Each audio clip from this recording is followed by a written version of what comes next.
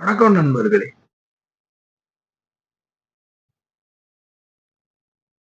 தெரிந்து வினையாடல் 52வது அதிகாரம். இதுல 3 குறள் நாம பார்த்திருக்கோம். இப்ப நாம 4வது குறள் பார்க்கிறோம்.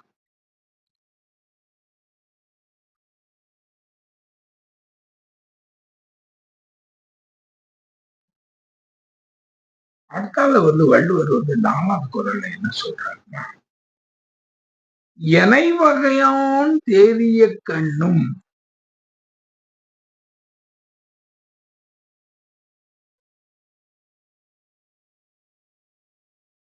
வினை வகையான் வேறு ஆகும் மாந்தர் பலர்.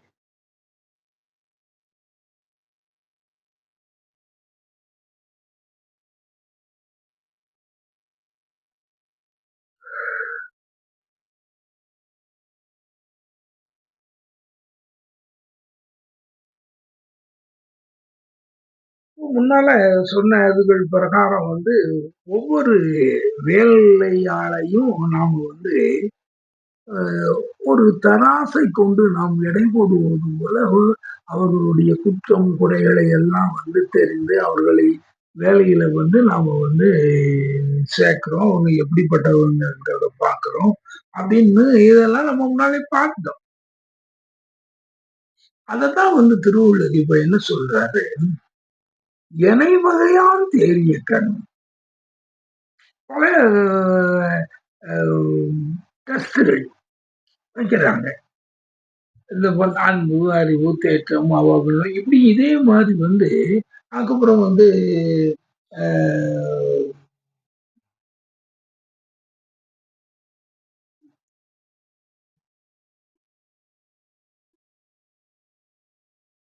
ஒவ்வொன்றுக்கும் முன்னாள் உள்ளதுகள் எல்லாம் சொன்னாங்கல்ல. அது மாதிரி பல விதமான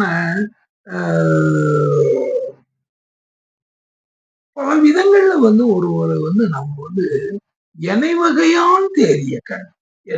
எதனால எனை வகையான் நீங்க ஒரு ஆட்களை தேறிய கண் அவங்களை பற்றி நீங்க தெரிஞ்சுக்கிட்டாலும் தேறிய கண்ணும் சரிதான் ரைட்டு. இந்த இவங்களுக்கு வேலை நம்ம இவங்களை இந்த வேலையில இது பண்ணாலும் அப்ப அவர் சொல்றாரு,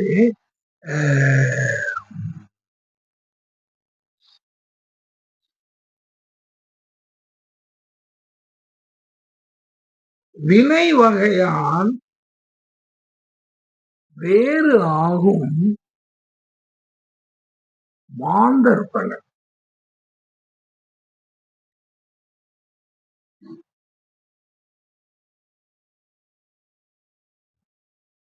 சொல்றாரு, பலவிதமான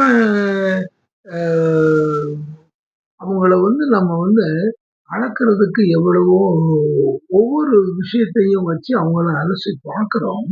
அது வினை வகையான் எனை வகையான் தேறிக்கணும். எந்த வகையிலனாலும் நாம அவங்கள ஒரு இடம் போடுறதுக்குள்ள வழிகளை வச்சு நாம செய்தாலும் கூட வினை வகையான் வேறு ஆகும் மாந்தர் பலர்.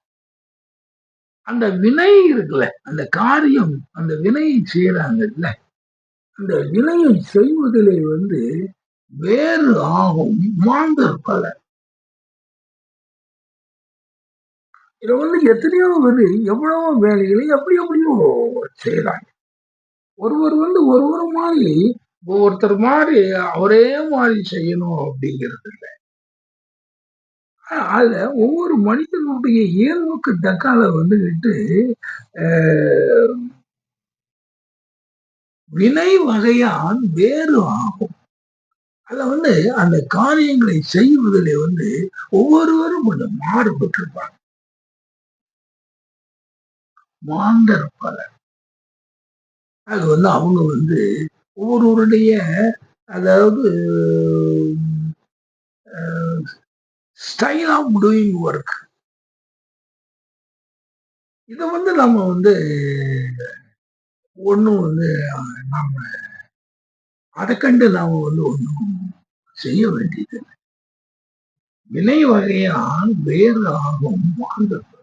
மாந்தர்கள் ஒவ்வொருவரும் ஒவ்வொரு வகையா இருப்பாங்க. அந்த இதை நாம நாம இது பண்ணிக்கிட வேண்டியதில்லை. வினை வகையால் வேறு ஆகும். அது ஒவ்வொருவரும் ஒவ்வொரு வித்தியாசமான அந்த காரியங்களை செய்வதிலே நிறைய பேர் வித்தியாசமா இருப்பாங்க.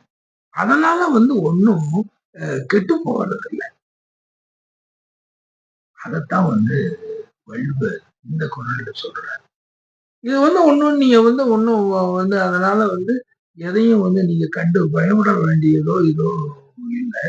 இந்த உலகத்துல உள்ள இந்த மனிதர்களாக இருக்கிற நாம் ஒவ்வொருவரும் ஒவ்வொரு வகையில அதுல இருப்போம்.